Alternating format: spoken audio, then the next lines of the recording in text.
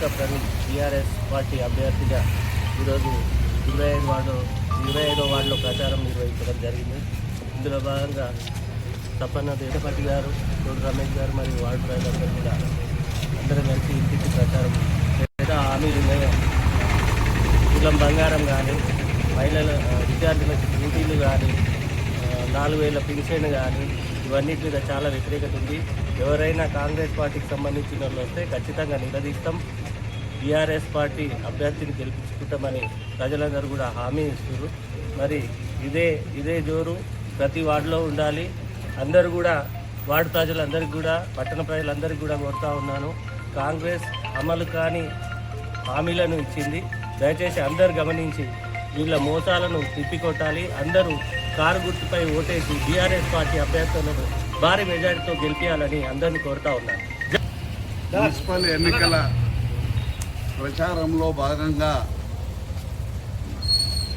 చౌడమ్మ అమ్మవారిని దర్శనం చేసుకొని 25వ వార్డులో మరి తమ్ముడు ప్రవీణ్ గురించి ప్రచారం చేయడం జరుగుతూ ఉన్నది. ఈ ప్రచారంలో పెద్దలు గౌరవనీయులు కోడి రమేష్ గారు, విశ్వరెడ్డి గారు లో తమ్ముడు ప్రవీణ్ ఒక చదువుకున్న వ్యక్తి, విద్యావంతుడు, ప్రజలకు సేవ చేసే వ్యక్తి. అలాంటి దృక్పథం గల వ్యక్తిని బీఆర్ఎస్ పార్టీ పైన నిలబెట్టడం జరిగింది.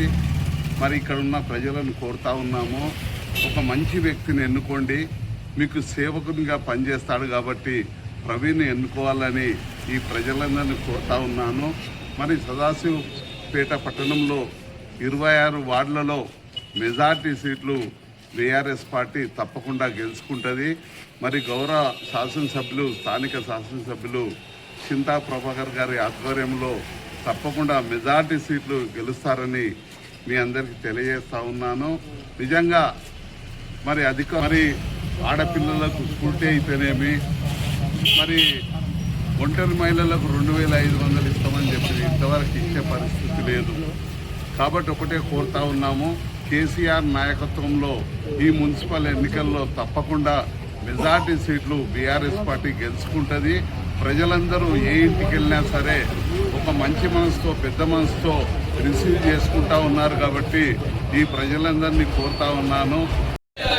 జై తెలంగాణ. నేను మీ కనక ప్రవీణ్ని 25వ వార్డు అభ్యర్థిగా బీఆర్ఎస్ పార్టీ తరఫున పోటీ చేయడానికి ముందుకొచ్చినాను. నాకు ఈ అవకాశం ఇచ్చిన చింతా ప్రభాకర్ అన్న గారికి, శ్రీధరెడ్డి అన్న గారికి, కోడు రమేష్ అంకుల్ గారికి అందరికీ ధన్యవాదాలు.